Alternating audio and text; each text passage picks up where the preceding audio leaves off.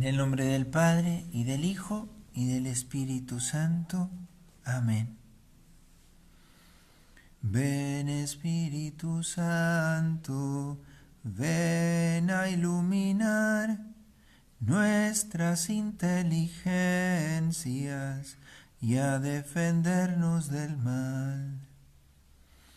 Tu promesa del Padre, donde Cristo Jesús, ven y danos tu fuerza para llevar nuestra cruz.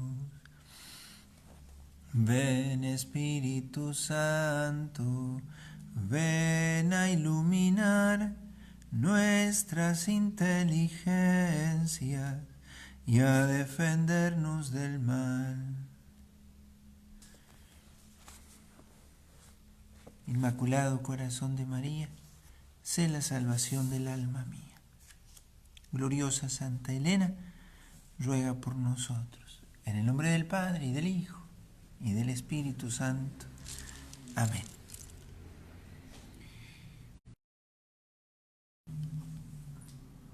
En esta en esta plática número 17, vamos como a terminar o cerrar lo que esta semana hemos dado en una y otra sobre la Sagrada Escritura, particularmente cerrando la de ayer, la número 16, cuando hablábamos del espíritu intérprete de la Sagrada Escritura y acabábamos diciendo que la palabra de Dios madura en el orante, ¿no?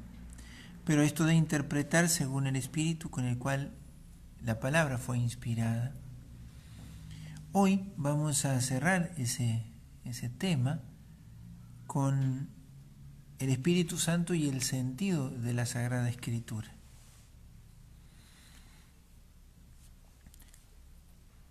La tradición de la Iglesia, herencia de la tradición judía, se ha nutrido y se nutre de la palabra de Dios que se convirtió y es todavía, ¿no?, para nosotros como ese frasco que aquella tarde, aquel día, María, la hermana de Lázaro y Marta, rompió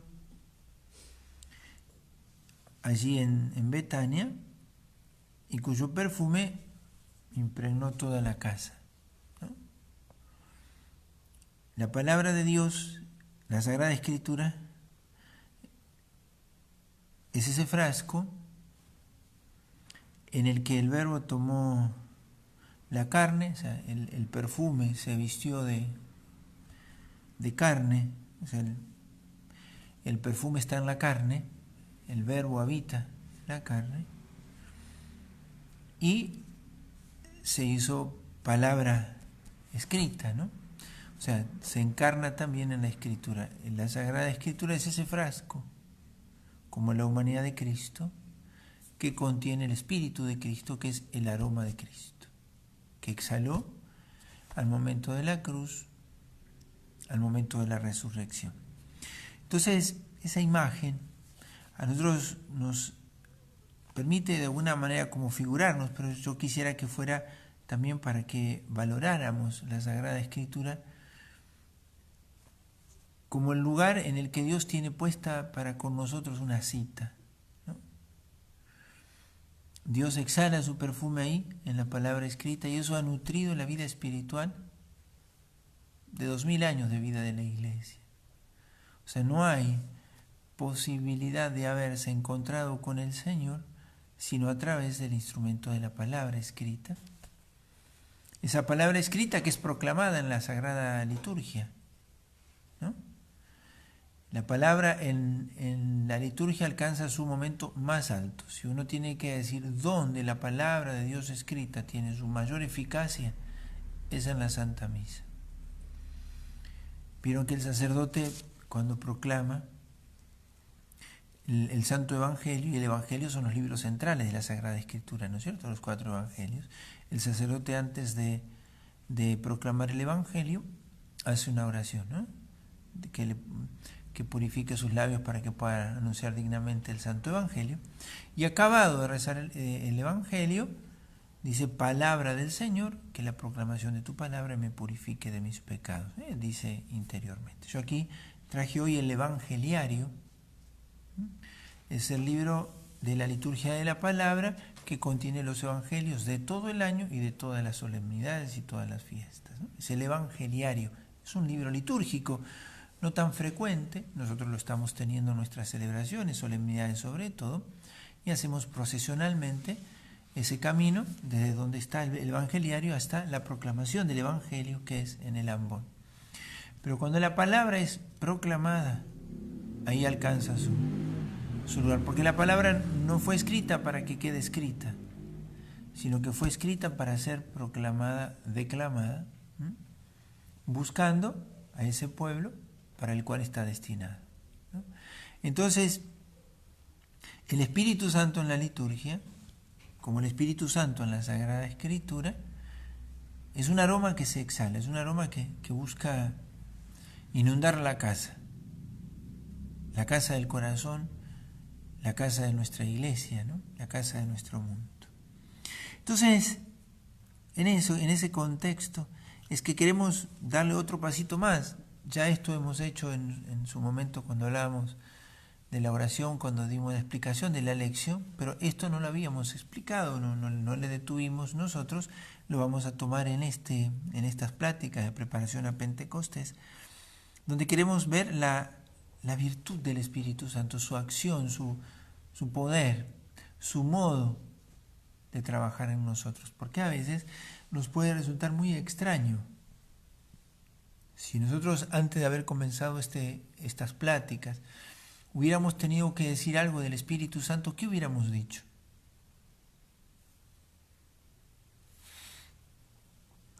Tal vez hoy podemos decir un poco menos, ¿no? Un poquito más, ¿no? Algo podemos decir, ¿no es cierto?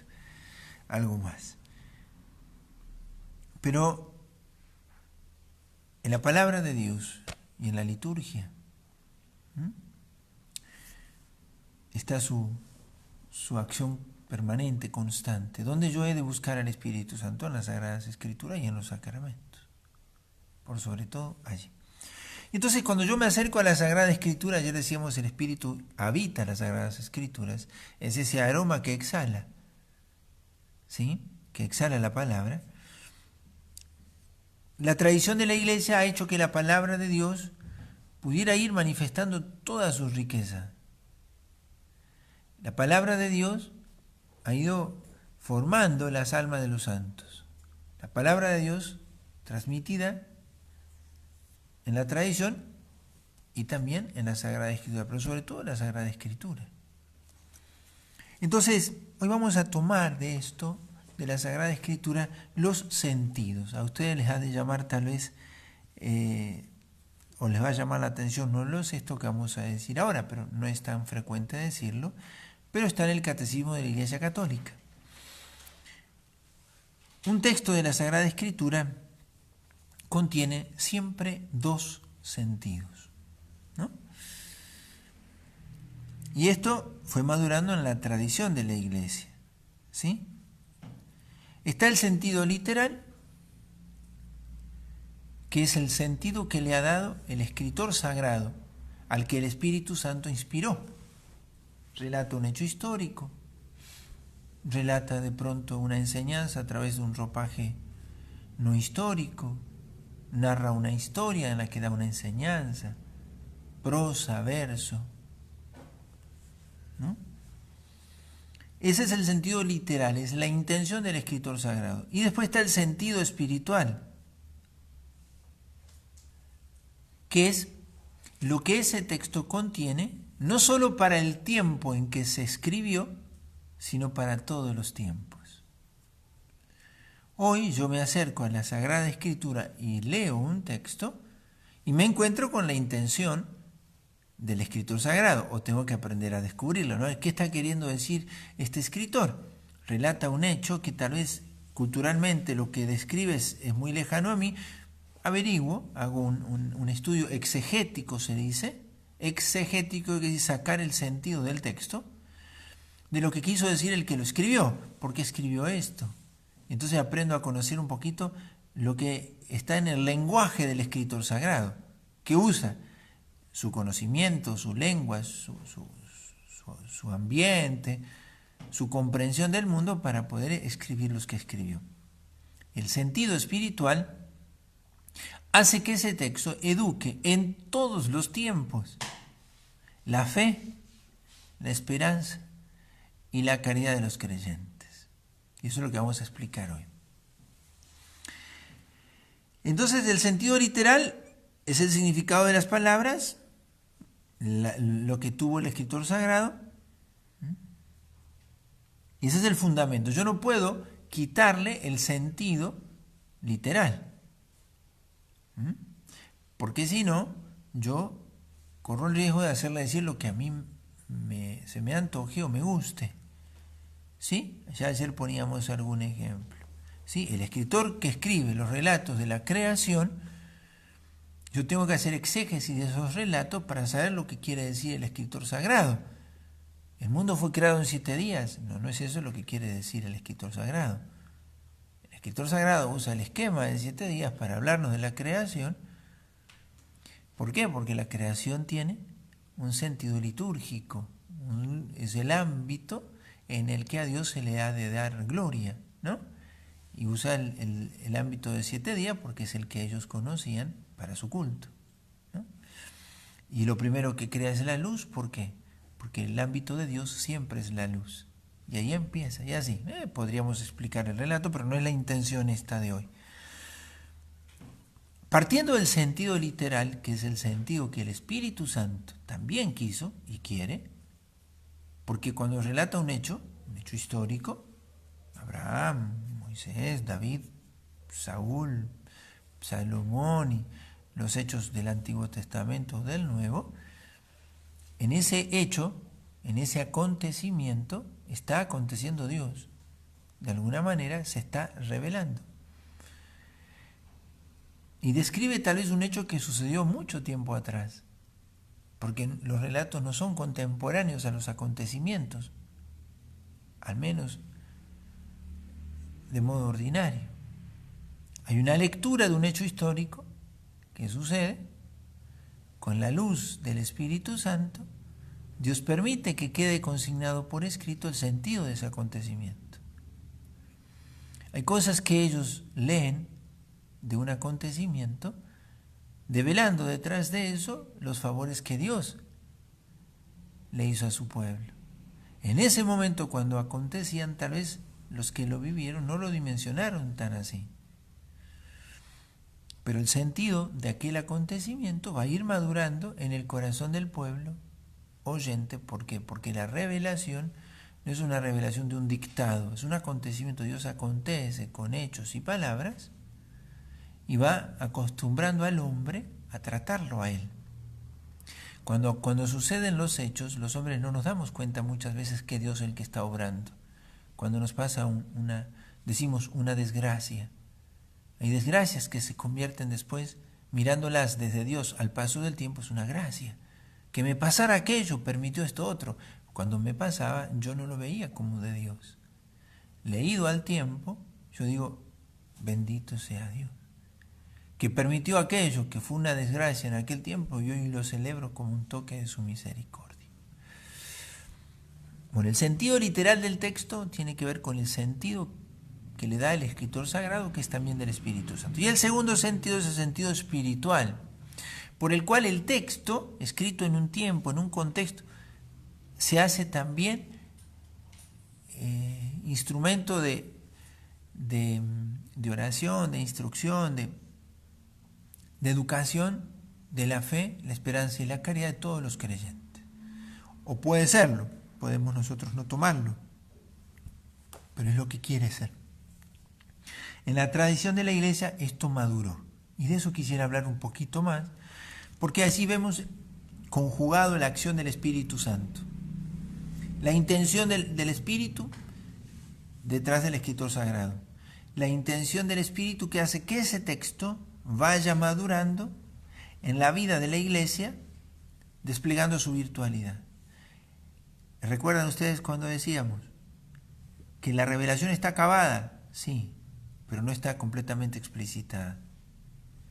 ¿Quién es el traductor de la revelación?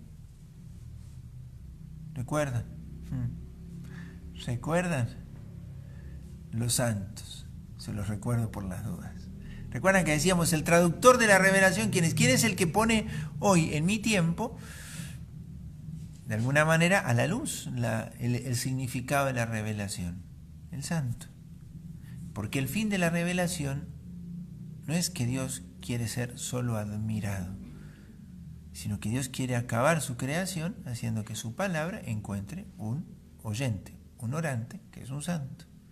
Es donde es alcanzado por la gracia de Dios, alcanzado por su palabra, y eso es la santidad. Que la palabra pueda realizar en el hombre, en la criatura, toda su virtualidad. Entonces el sentido del relato, el texto, madura en el orante, en el oyente. Y ese oyente también es el pueblo. En cada celebración litúrgica, cuando se les proclama la palabra de Dios, el Espíritu Santo está en el corazón de ustedes. ¿Qué dice el sacerdote cuando va a comenzar a proclamar el Evangelio? El Señor esté con ustedes. ¿Y ustedes qué dicen? Y con tu espíritu. El Espíritu del Señor es el que está entre ustedes y el sacerdote. El puente lo tiende el Espíritu. El Espíritu inspira, el Espíritu conduce. Inspira la palabra y la conduce al corazón del orante. Entonces, ¿cuáles son los sentidos espirituales? Voy a decir 3 palabras, lo voy a nombrar y después lo voy a explicar. El sentido, primero, alegórico. Yo estoy hablando del catecismo, los números 115 al 119. Son solo 5 numeritos, pero el padre Leo le agrega bastante más, ¿no es cierto? Paciencia. Primero, sentido alegórico, que es el que educa la fe. Segundo, sentido moral, que educa la caridad, que también es ese sentido tropológico, para usar también los términos que aparecen en la tradición. Y tercero, sentido anagógico, que educa la esperanza. Yo les pongo los nombres que están en el catecismo: sentido alegórico, moral y anagógico. El moral también es tropológico. El primero educa la fe, el segundo la caridad y el tercero la esperanza.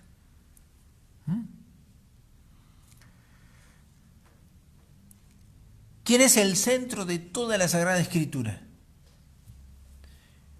¿Cuál es la fuente de donde emana todo lo que la tradición y la Sagrada Escritura nos sirven a nosotros? ¿De dónde brota la vida que llega a nosotros por la tradición y la Sagrada Escritura?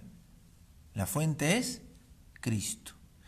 Cristo es el corazón y el intérprete, de alguna manera, la pieza de interpretación de toda la Sagrada Escritura.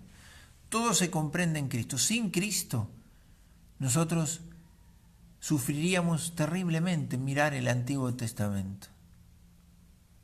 ¿Cómo explicaríamos nosotros un Dios que castiga, un Dios que es muy duro, si no lo miramos desde la plenitud de la revelación que es Cristo? Por eso, la pieza clave que engarza todo en la revelación es Cristo mismo, en la Sagrada Escritura, ¿no es cierto? Entonces, nosotros vamos a explicar un poquito estos 3 sentidos. Espero poderlo hacer con claridad, ¿no? Sentido alegórico. Algo así sería, ¿no? Del Cristo prefigurado al Cristo presente. ¿No?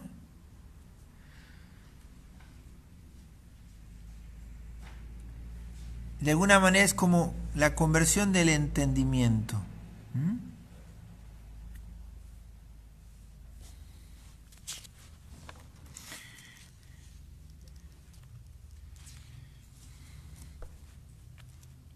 Voy a ponerles un ejemplo porque me resulta más fácil al momento de explicarlo con un ejemplo, la alegoría, ¿no es cierto? Educa nuestra fe, nos hace hacer explícito lo que de Cristo hay allí. Yo les voy a poner un ejemplo. Piensen en Abraham, ¿no es cierto? ¿Qué le pide Dios a Abraham respecto de su hijo? Sacrifícame a tu hijo, ¿no? ¿Qué está relatando el escritor sagrado? Que Dios le pide a Abraham que sacrifique a su hijo. Eso es, ¿sí? Y Abraham obedece, ¿sí? Bueno, ahí en ese texto encontramos los tres sentidos si quisiéramos, pero vamos a explicar el primero. ¿Dónde estaría la alegoría de Cristo allí? ¿Dónde se me está educando la fe? ¿Dónde, por este sentido espiritual de la alegoría, yo permito la conversión de la inteligencia en el sentido de que yo, en el relato, saco de alguna manera todo su contenido? Lo llevo por la acción del Espíritu Santo en mí, en la iglesia orante, el sentido de ese texto. Y la iglesia, este texto, lo proclama el domingo de Pascua, la vigilia. La alegoría está en que, sin que el escritor sagrado lo pensara, la iglesia saca de ese texto la figura de Cristo, quien carga sobre sus hombros el madero como Isaac el leño. Abraham va a ser figura del padre que sacrifica a su hijo. No lo llega a sacrificar, pero va a sacrificar. En cambio, Cristo sí. Suben a una montaña como Cristo al Calvario. Pero además aparece el Cordero, que sí es sacrificado, como Cristo, Cordero, que es sacrificado. Eso que nosotros hoy sabemos, porque la iglesia lo enseña, ha madurado en la tradición como sentido alegórico. Ahora ustedes podrían pensar otros, seguramente se les ocurren un montón, ¿o no? Vamos a hacer una lista, a ver si llegamos a los 20. Pero uno más es el Mar Rojo, clave también que aparece en la noche de la vigilia pascual. ¿Qué relata el texto? Que el pueblo de Israel llegó hasta la costa del lago, del mar, no había ningún barco y tuvo que esperar, ¿no es cierto? No, vamos a abrir, extiende tu bastón y se abrió el agua. Cruzaron por allí. ¿Y qué pasó después? Los egipcios quedaron sumergidos en el agua. ¿Alegoría de qué es esto? Del bautismo. Por las aguas fuimos nosotros, pasamos por las aguas y fuimos librados por las aguas del mar, y los enemigos son engullidos por el agua. O sea, el mal, el pecado, cuando nosotros somos sumergidos en el agua, se nos quita, ¿no? Una alegoría del bautismo. Que en Cristo nosotros pasaremos de la muerte a la vida. ¿Sí? Bueno. Entonces, este sentido espiritual, que es la alegoría, educa nuestra fe. Entonces, ¿cuál es el objeto central de la alegoría? Es el misterio de Cristo. A ver, ¿qué me dice de Cristo esto? ¿Recuerdan ustedes que Jesús va a usar otra más? Jonás, que estuvo 3 días en el vientre del pez. Moisés, que sube a la montaña y dará la ley. Jesús sube a la montaña y da la bienaventuranza. Y así, ¿no? Pero esto solo es comprensible en la fe. Entonces vemos cómo la luz de Jesús no está solo sobre el Nuevo Testamento, sino también sobre el Antiguo Testamento. Recuerdo lo que ya les he dicho. El Espíritu Santo no está solo en la obra de la creación, aleteando sobre las aguas, sino también sobre la nueva creación. Él es el que une los 2 testamentos en Cristo. Entonces la alegoría saca a la luz lo que la letra esconde.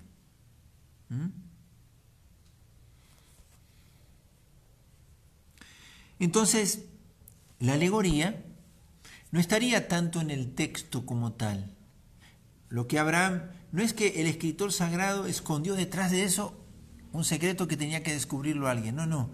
La alegoría está en el hecho, no en la escritura. Por eso, lo que el texto esconde, no porque el escritor sagrado no lo haya querido decir, sino porque el acontecimiento que el relato describe encuentra en Cristo un nuevo sentido.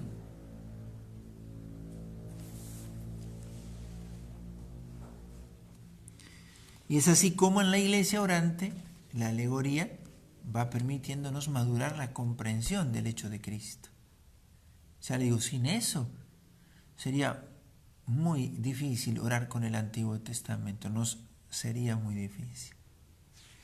Segundo sentido, el sentido tropológico o moral, que educa la caridad. Aquí ya sería lo que esos misterios de Jesús develados en los escritos del Antiguo o el Nuevo Testamento, donde ya es explícito, educa la caridad. Está en orden a nuestras conductas, a nuestra vida. Entonces el texto, cuando rezas el texto, también te educa tu vida de caridad, tu moralidad. Y entonces la moralidad no viene tanto, de alguna manera, educada por fuera, sino por dentro. La moralidad nuestra, la moralidad cristiana, tiene una ley. A ver si ustedes me la saben decir. ¿Cuál es la ley que Dios escribe en nuestros corazones, prometida a Ezequiel? ¿Recuerdan? Evidentemente que sí se acuerdan, ¿no es cierto? El Espíritu Santo. No se vayan a olvidar de eso, porque es el Espíritu Santo la ley. ¿Sí? El Espíritu Santo es el que desde dentro, no solo porque nosotros entendemos lo que dice el texto, sino que hay sobre la figura que contiene el texto, la enseñanza, hay un atractivo hacia eso. O sea, el que me lo enseña es Jesús, pero además, eso es un destello de Jesús. Lo que Jesús me enseña en la palabra, lo que hay de Él allí, hace que yo hacia Él tienda, me quiera identificar con Él. Porque no es que yo tomo la Biblia, abro al azar y a ver qué me dice. Yo no les aconsejo orarlo así. Elegir qué voy a rezar. Eso hace que sea mucho más simple y sincera mi oración. Si no, pongo el ojo a veces en las cosas y a veces la abro siempre en el mismo lugar o por allí. Pero yo cuando abro el texto, rezo en el Nuevo Testamento, las enseñanzas de Pablo, Pedro, Santiago, el Evangelio, hay una enseñanza. Pero el Espíritu Santo desde dentro quiere que el sentido de ese texto, sentido moral, tropológico, Cristo como figura, tropos, hay un atractivo hacia eso. La moralidad es el despliegue de una realidad, no la respuesta a una ley exterior, sino a la interior, que es el Espíritu Santo. Espero no complicarles con esto, pero va por ahí. El sentido moral, el sentido tropológico, es el sentido que educa mi conducta. ¿Por qué he de ser así? Porque así es Cristo. Así me enseña Él, así me educa Él. Y en esto es bastante claro, porque los textos, las enseñanzas, lo que yo aprendo de ellos, lo que el Espíritu inspira en mí, ¿no es cierto? Y entonces uno podría decir que el sentido tropológico es una etapa dentro de la historia de la salvación. Porque es ahí también donde el Espíritu está haciendo nuevas criaturas. Acontece aquí su gracia, ¿sí? Hay quienes encarnan, le dan como nueva carne a la palabra, ¿sí?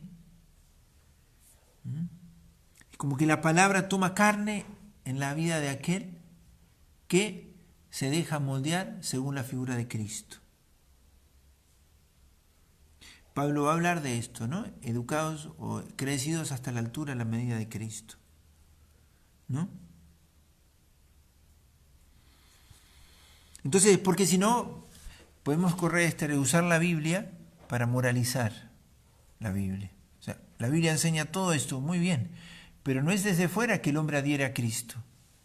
Yo puedo estudiar todas las leyes de la Biblia, pero no por eso descubrí el sentido antropológico. El sentido antropológico me lo da Cristo, a quien yo en esto quiero imitarle. Eso es lo que me mueve el Espíritu Santo. Porque a veces nos va a pasar esto, que nos va a padecer, ¿y cómo hago para vivir esto? Perdonar 70 veces 7, poner la otra mejilla, ya me rompieron una. ¿Cómo se entiende eso? ¿Cómo hacer para que eso no sea para mí, al final, ¿no?, una causa hasta de una falsa humildad, ¿no?, o una resignación pasiva sin combate por la gracia o la virtud? Puede pasarnos, ¿no es cierto? Bueno, ahí es donde hay que cuidar que el sentido antropológico no es la moralización de la Biblia, o de la palabra. No. Es la ley escrita en mi corazón, la del Espíritu, que encuentra en la palabra esa ocasión, oportunidad para atraer hacia Cristo. Padecer, porque lo que vieron los santos, padecer por Cristo.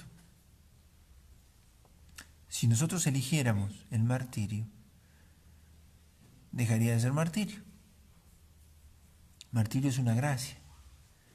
El testimonio hasta la vida, hasta dar la sangre por Cristo, o el testimonio en pruebas muy, muy adversas, si el Espíritu no me sostiene en ella, adquiero la forma de Cristo y así la palabra alcanza su forma en mí, adquiere una nueva carne. Yo cuando rezo la palabra de Dios y la palabra me devela esto, muchas veces mi razón me dice, esto es imposible. Si lo miro con el Señor, con la gracia del Señor, eso es posible. Por eso este sentido tropológico es, de alguna manera, la conversión de las costumbres, ¿sí? Pero yo digo más bien, es la conversión de la raíz de mis respuestas. No es que yo puedo hacerlo, es que yo quiero dejárselo hacer al Espíritu Santo en mí. Yo no soy capaz de ser mártir. Yo no soy capaz de soportarlo, pero quiero que el Espíritu lo pueda hacer en mí. Me haga capaz, me capacite para lo que el Señor quiera pedirme. Si la palabra va educando en mí la forma de Cristo, ¿sí?, mi modo de pensar y de actuar. Es muy común para los que vienen haciendo un camino de oración de lección diaria, que con el paso del tiempo, cuando la oración se echa bien, el orante se dé cuenta que empieza a cambiar su universo de los deseos, de los gustos. Sus reacciones ya no son las mismas. Gusta otras cosas, se disgusta por otras. Como que ha sido educado interiormente para gustar más lo bueno y sentirse más a disgusto con lo malo. Y tercero, el sentido anagógico, que educa la esperanza, que es la conversión de los deseos.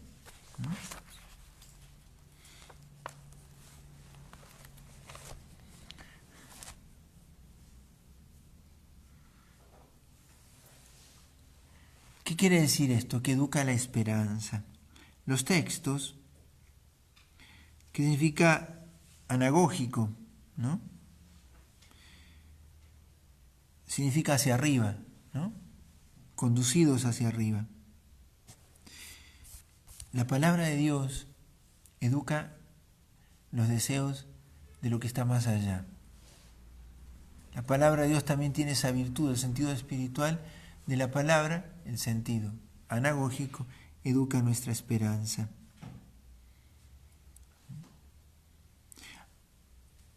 Yo les pongo un ejemplo, que esto ayuda, que es el que yo les voy a dar para rezar después. Cuando el Apocalipsis habla de la Jerusalén celestial, ¿qué está describiendo Juan?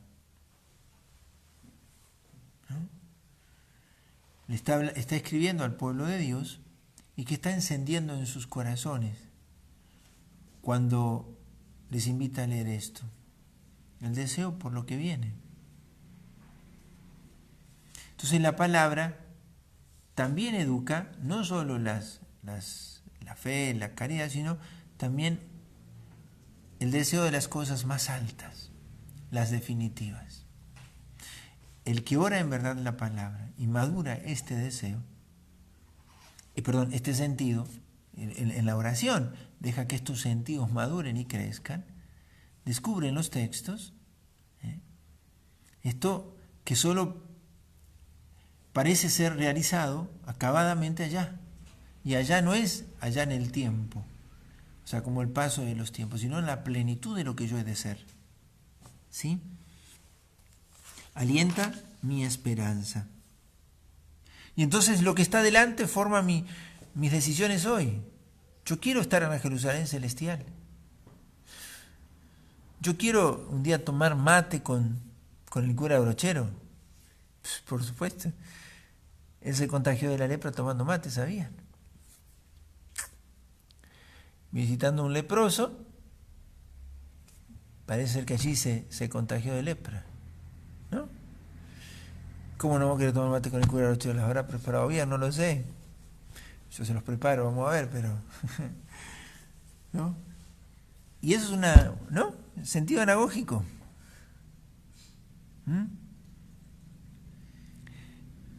Y eso ayuda mucho a comprender cuando nosotros decimos la vida mística o lo místico de nuestra vida cristiana. Lo místico no es lo extraordinario, ¿sí?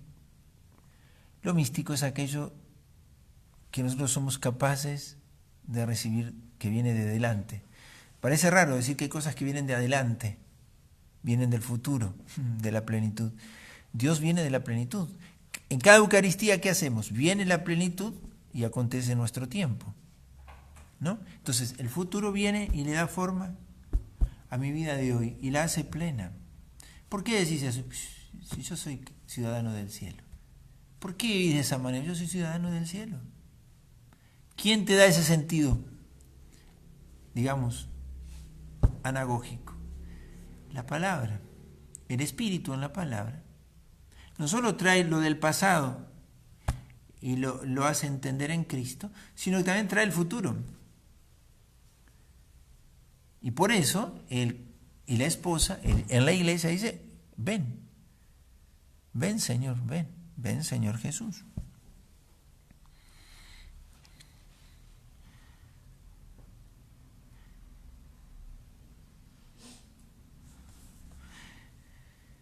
Entonces, eso es lo que a veces a nosotros nos desconcierta de los santos, de los místicos.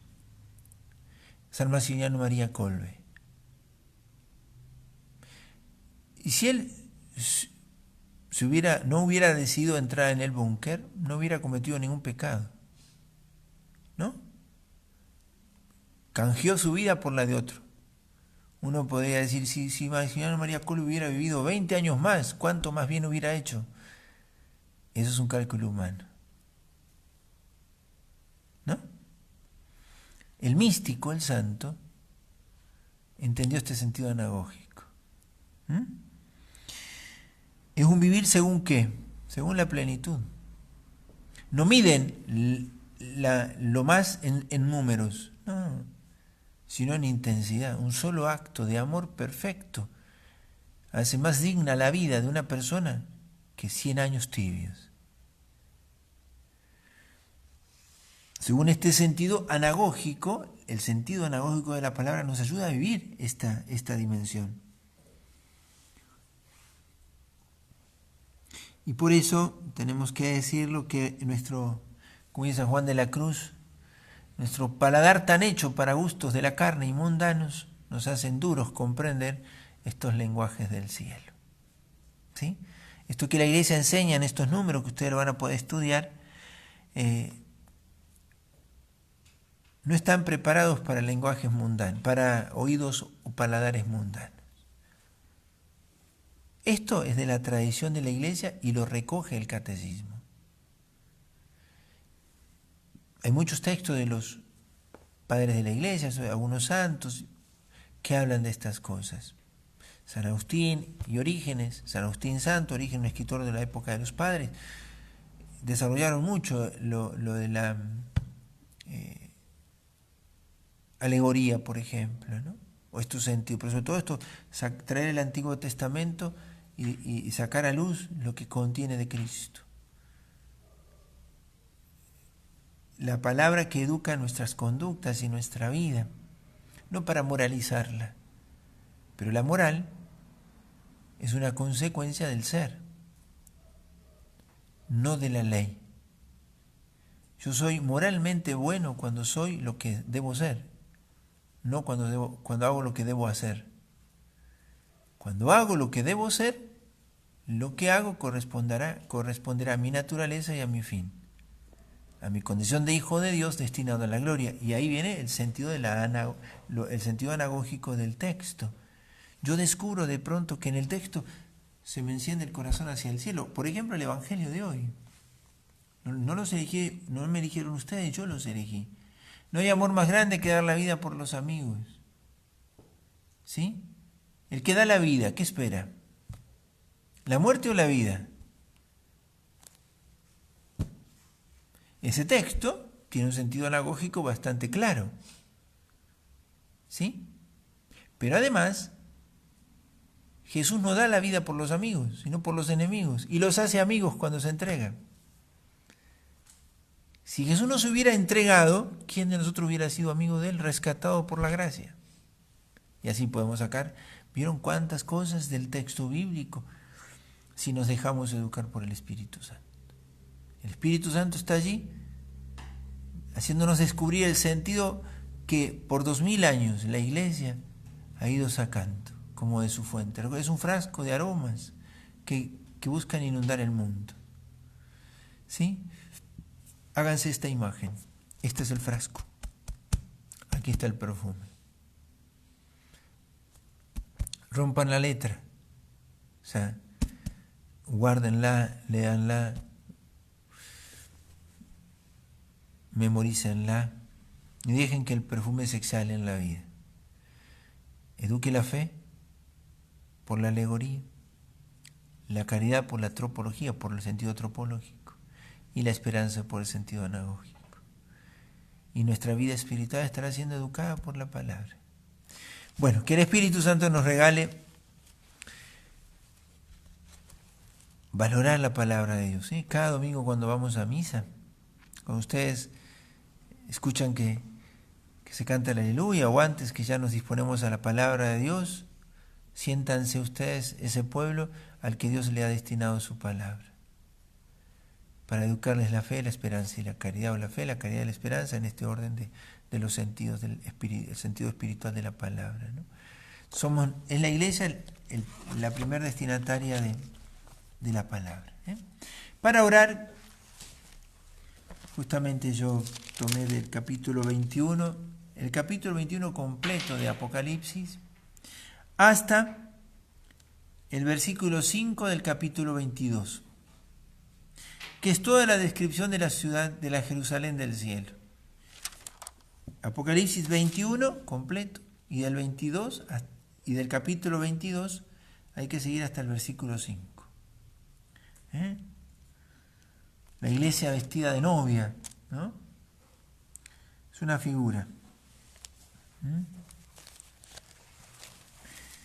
Un texto en el que Juan, al final de la Biblia, nos hace mirar hacia arriba, pero también nos hace mirar hacia adentro y hacia al lado, ¿no? Porque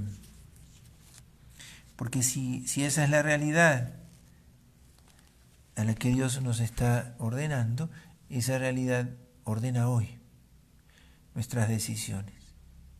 Debe educar mi fe, descubrirlo a Cristo e imitarlo a Cristo. ¿Sí? ¿Por qué? Porque el futuro decide mi presente. ¿A dónde quiero ir? Tomo la decisión. ¿Sí? Esos son los santos. ¿Por qué el cura Brochero aquella noche en que le avisaron que estaba muriendo una anciana con el río Panaolma desbordando, se lanzó prendido detrás la cola de su malacara, arriesgando su vida. ¿Y por qué él qué esperaba? Lo que Dios le reservaba adelante. Valía más su vida que la gracia que podía brindarle una abuela. Esos son los santos. Por eso son los traductores de la palabra.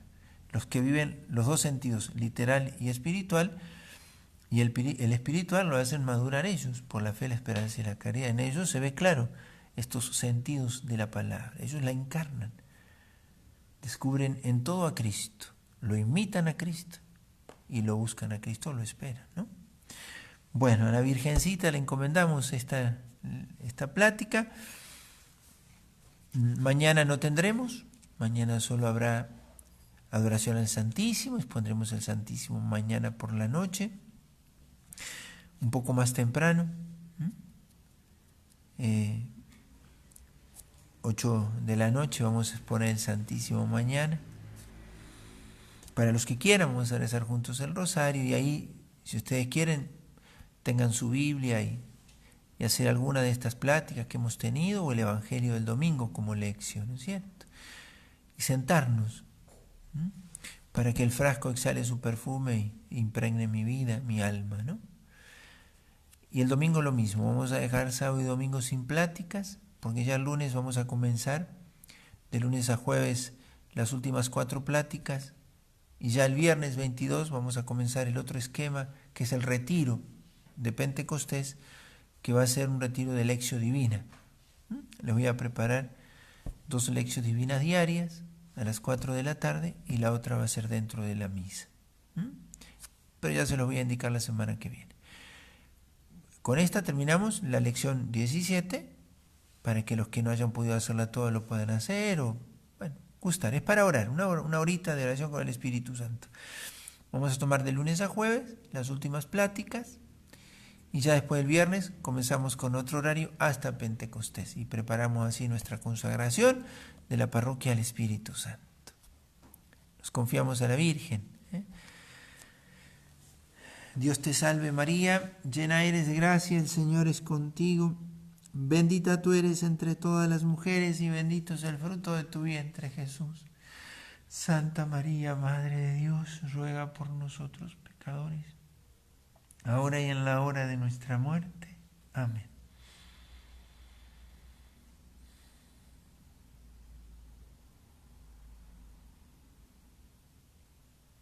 Santo cura brochero, ruega por nosotros. Gloriosa Santa Elena, ruega por nosotros. En nombre del Padre, del Hijo, del Espíritu Santo.